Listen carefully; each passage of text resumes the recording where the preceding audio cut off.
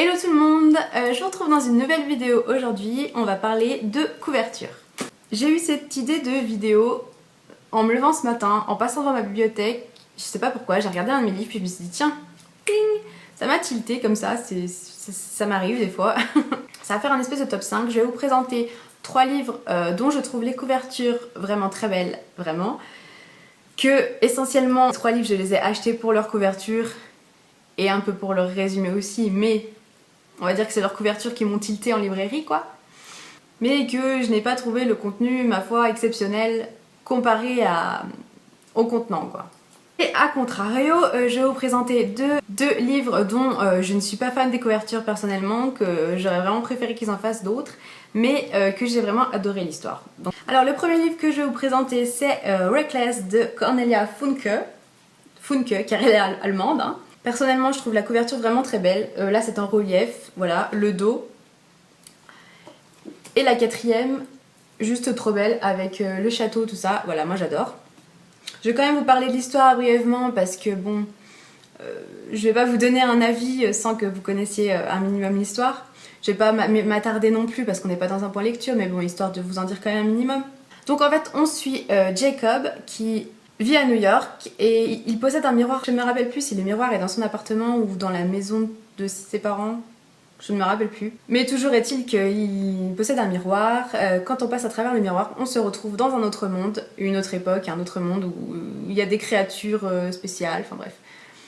Un tout autre monde fantastique en fait. Et Jacob va et vient dans les deux mondes, il s'est fait des amis dans l'autre monde, bref, voilà, ça lui plaît très bien. Sauf que Will, son frère, s'inquiète pour lui, et un jour il va le suivre de l'autre côté de ce miroir, sauf qu'il n'aurait jamais dû, puisque du coup, il est victime d'un maléfice.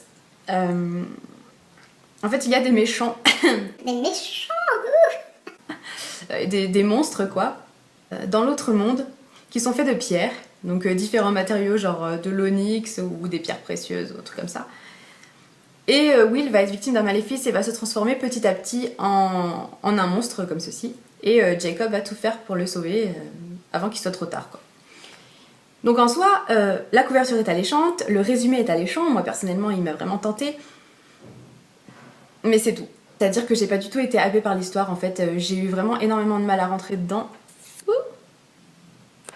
C'est dur à dire pour un livre, hein. C'est dur hein, vraiment, mais ça me faisait chier de le prendre pour le lire. J'avais pas envie en fait. Je le posais et je le prenais, je lisais 3 pages et...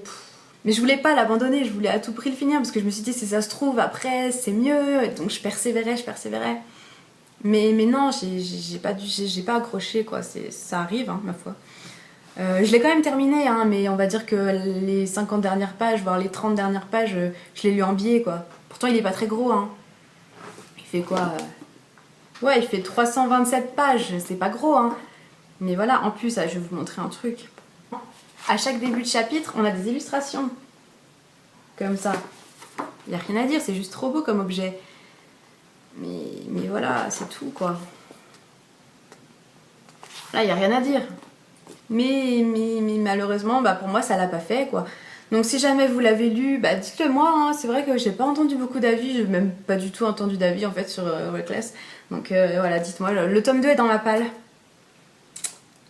À mon grand désespoir, en fait, j'ai commencé à le lire et j'ai commandé le tome 2 parce que je l'avais trouvé en une occasion, voilà, il coûte hyper cher, je crois qu'il coûtait 20 €. J'avais trouvé en occasion à 9 €, une connerie comme ça. Mais j'ai quand même gaspillé 9 € parce que je pense que je le lirai jamais. Ensuite, je vais vous parler de Enemy de Charlie Higson, excusez-moi. Alors, un roman qu'on a pas mal entendu parler sur la blogo et puis YouTube, parce que il avait une offre découverte à 9,90 € et je sais que beaucoup de personnes ont craqué pour ça. Moi j'ai craqué pour la petite pastille et pour la couverture. Et puis le résumé aussi. Parce que en bref, ça parle de zombies on va dire.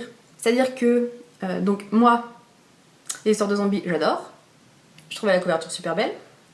On y va, on fonce, hop. En bref, il y a une épidémie qui surgit dans le monde entier. Là, ça se passe à Londres.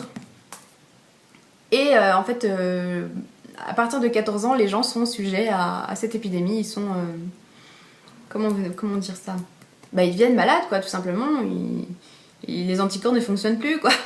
Ce qui fait qu'il n'y a que les enfants de moins de 14 ans qui luttent contre des adultes. En gros, c'est ça, quoi. Des adultes mangeurs de chair, en gros. Et on va suivre plusieurs personnages, chaque chapitre je crois que c'est un personnage différent. J'ai pas détesté, hein. J'ai mieux accroché que Reckless parce que là j'avais envie de savoir ce qui se passait parce qu'il y a quand même plus de rebondissements. Mais je sais pas, est-ce que c'est le fait que ce soit que des enfants qui m'ait dérangé? Je ne sais pas. Je peux juste vous dire que ce qui m'a décidé à me dire est-ce que j'ai aimé ou pas, parce que je me suis posé la question, hein. Je vous avoue qu'une fois fermée, je me suis dit je sais pas si j'ai aimé, j'arrive pas à savoir, donc là si on se pose la question c'est qu'il y a déjà un problème. Mais ce qui m'a conforté dans mon idée c'est que j'ai pas envie de lire la suite en fait. J'ai pas envie de découvrir la suite. Et pourtant, superficielle encore en mode on. Voilà, les couvertures des prochains sont juste trop belles aussi. Voilà, mais bon, je les achèterai pas exprès, je me ferai pas avoir une deuxième fois.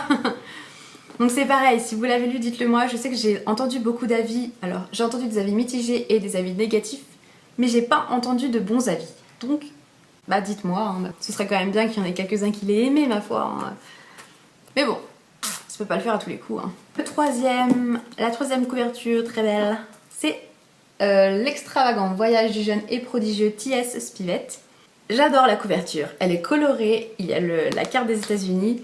En plus, j'avais lu le résumé, c'est un road trip à travers les États-Unis. On me donne une super couverture, on me donne un road trip. Je vais pas chercher par quatre chemins, j'y vais. En plus, je trouve le format vraiment atypique, il est un peu carré en fait, c'est marrant. Mais bon.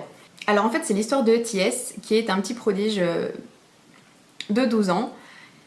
C'est-à-dire qu'il est très intéressé par la science, tout ce qui est scientifique et tout, il fait plein d'expériences, voilà, ça l'intéresse beaucoup. Et il suit particulièrement un magazine qui remet des prix régulièrement, il me semble, un truc comme ça fait quand même longtemps que je l'ai lu, c'est pas tout frais dans ma mémoire. Il envoie un jour son projet au magazine, donc qui est basé à Washington, et il reçoit une réponse comme quoi son projet les intéresse beaucoup et qu'il est invité à aller le présenter à Washington. Sauf que petit bémol, c'est que T.S. n'a pas précisé qu'il avait 12 ans. Il pèse le pour et le contre et finalement il s'en va sans ses parents, tout seul. Il prend sa petite valise, sa petite chariote et il traverse les États-Unis. Sachant qu'il vit au Montana, donc qui se situe dans cette région-là, et il doit traverser tout jusqu'à Washington qui se situe dans l'est par là quoi. Le livre se divise en 3 parties en fait. Il y a une première partie qui se situe à l'ouest, une deuxième partie qui est la traversée et une troisième partie qui se situe à l'est. J'ai aimé que la traversée en fait. Voilà, donc pour vous montrer vite fait, c'est ça. Voilà, j'ai aimé que ça. C'est un peu emmerdant, sachant que ça fait même pas la moitié du livre. Mais bon, dans l'Est, ce qui se passe au début, j'ai eu du mal à rentrer dans l'histoire parce qu'il se passe pas grand chose. La traversée, j'ai vraiment beaucoup aimé parce que il se passe quand même plusieurs choses, quoi, donc j'ai vraiment pu s'accrocher. Et ensuite, arrivé dans l'Est, je me suis fait chier et la fin, mais bidon de chez bidon, quoi, vraiment. Alors, si jamais vous l'avez lu, c'est pareil, dites-le moi. De toute façon, pour tous les livres que je vous présente, dites-le moi en commentaire. Je sais qu'il y a un film qui est sorti avec Helena Bonham Carter. Il faudrait que je le voie pour comparer un peu. Je sais qu'il arrive que les films soient mieux des fois, hein. Voilà, ça l'a pas trop fait pour moi. Et ensuite, on passe donc aux 2 livres dont je trouve les couvertures personnellement pas terribles, mais dont j'ai adoré l'histoire. En premier, nous avons Enclave de Anne Aguirre. Ou Aguirre, je ne sais pas trop, j'ai toujours dit Aguirre, mais en fait c'est peut-être Aguirre. Une histoire de zombies, enfin, c'est pas vraiment des zombies finalement, c'est des monstres, mais voilà, l'histoire de Trèfle qui vit dans une enclave, donc sous terre, parce que soi-disant l'air à la surface est irrespirable, le soleil brûle, tout plein de préjugés débiles, c'est post-apocalyptique de toute façon, hein. Et Trèfle est une chasseuse, c'est-à-dire qu'elle chasse les monstres en fait dans les couloirs, dans les tunnels, avec son compagnon qui a été désigné pour l'accompagner, qui s'appelle Dell. Et jusqu'au jour où elle va être amenée à aller à la surface et ils vont se rendre compte que finalement c'est vivable là-haut, sauf que c'est aussi infesté de monstres quoi. J'ai vraiment adoré cette trilogie, sauf que j'aime pas du tout la couverture. Voilà, en fait, juste le truc en relief, c'est tout. Essaye de parler vite, j'ai plus de batterie. Mais j'aime pas du tout le visage de la fille en fait, je sais pas, j'aime pas le tunnel là, bon d'accord c'est pour rappeler les enclaves mais j'ai pas aimé quoi. Puis bon le dos, c'est Black Moon, hein. Je sais que maintenant ils font des efforts, il était temps mais comme quoi il faut pas se fier aux apparences parce que si j'avais juste vu ça dans le rayon, je l'aurais pas acheté. Alors que finalement il y a eu tellement de bons avis, tellement machin, ça m'aurait pas donné envie de tourner pour regarder le résumé alors que finalement rien que le résumé m'attire puisque ça parle de zombies. Quoique l'autre ça parle de zombies, j'ai pas aimé. Donc ne vous arrêtez pas aux couvertures. Et peut-être qu'il y en a qui la trouvent jolie, hein, la couverture, hein. Moi je dis pas, hein, c'est mes goûts. Hein. Et pour terminer, nous avons la couverture de... Ah, en fait, je vais juste cacher le truc, voilà, ça, hop. Quand on regarde comme ça, personnellement, moi j'aime pas du tout, j'ai pas du tout envie d'y acheter. Et en fait c'est les Malheurs de Sophie de la Comtesse de Ségur. Voilà, alors les Malheurs de Sophie, moi je regardais le dessin animé quand j'étais petite, la série de dessins animés, et j'adorais. Du coup j'avais vraiment envie de voir ce que ça donnait par écrit quoi, parce qu'à la base bah, c'est un livre. Hein. Mais ben je l'ai pris dans cette édition et je trouve que la couverture est vraiment pas terrible. Moi ces petites filles là me font peur. Ces petites filles toutes dodues là, elle fait vraiment flipper là derrière, elle est trop bizarre. Enfin, bref. Bon après, les Malheurs de Sophie, je le voulais vraiment, donc au pire je m'en fous que la couverture soit pas terrible, mais par exemple j'ai le tome 2 dans ma palle, qui s'appelle Les Petites Filles Modèles. Je l'ai pris dans une autre édition, j'aurais dû prendre celui-là dans l'autre édition, mais elle est plus chère aussi. Voilà, celui-là c'est parce qu'il coûte 2 €, voilà, que j'ai pris cette édition là. Alors que cette édition, elle est vachement plus belle, hein. Vraiment, il n'y a rien à dire. Mais à la base, il n'y a pas le prix évidemment. Ah. Je sais plus combien il coûte à la base, mais je l'ai eu en occasion à 3 €, alors qu'à la base, je crois qu'il est vachement plus cher. Vachement. On s'entend, hein. Bon, je pense que beaucoup d'entre vous connaissent l'histoire des Malheurs de Sophie. Il n'y a pas vraiment une histoire, c'est surtout une petite fille de 7 ans qui fait plein de bêtises. Voilà, puis on la suit en grandissant, en faisant plein de bêtises. Et j'ai vraiment beaucoup aimé, alors que j'aime pas la couverture. Elle me fait peur la couverture. Des petites filles qui me font peur, c'est bizarre. Je suis désolée, je termine en express. Je pensais pas que ma batterie allait se décharger aussi vite. Mais ça fait 2 fois que je fais la vidéo parce que la première fois, il y a eu des perceuses, il y a eu le train, il y a eu tout ce que vous voulez. Il y a eu une cloche aussi. Venue de nulle part, une cloche. Allez comprendre. Malgré tout, j'espère que cette vidéo vous a plu. Voilà, j'ai un autre top 5 en tête que je pense que je ferai le mois prochain. Ça m'est venu en tête un petit peu au même moment en fait. Je voulais aussi vous remercier d'être déjà si nombreux. En 3 semaines, vous êtes déjà plus de 200. Je trouve ça vraiment fou. Voilà, pour certains c'est très peu 200, mais pour moi c'est déjà fou, sachant que ça fait vraiment peu de temps que je suis arrivée.